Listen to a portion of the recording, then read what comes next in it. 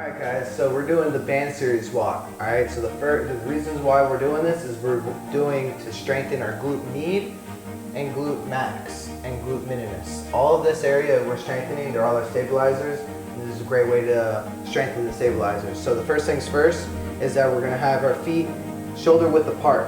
So we'll go shoulder width apart with our feet, you can go wider. And then on top of that, we're going to bend the knees and the hips slightly back, keeping our core engaged. You should have your toes be able to wiggle. All the weight should be right on the heel and midfoot. And from there, we're going to take a half a step forward while keeping the band apart. And then take another half a step forward, just like this. And we're going to walk it all the way to the top of the mat. Good. And then from there, we're going to work it on the way back. And now do a half a foot again. Now as you see, you don't want to keep your feet, you want to keep your feet straight and not let your feet turn out. On top of that, you want to make sure the feet are stay shoulder width apart the whole time. If you let it come in, you lose that tension. Alright, so now the next one we'll do is we'll turn to the side. I like to call this the penguin walk. From here, we're going to actually keep our legs straight and we're going to take that step out almost like a penguin, and then keep it out and then bring it right back in. Again, you should feel it in the same area, just a little bit higher than normal.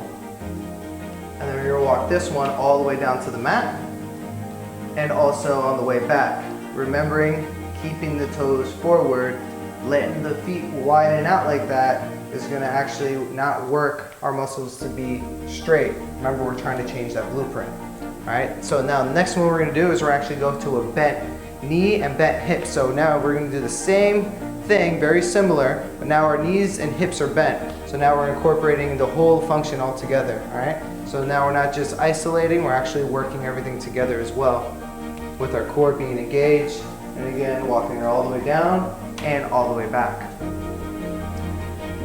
Good, and then we'll walk it back.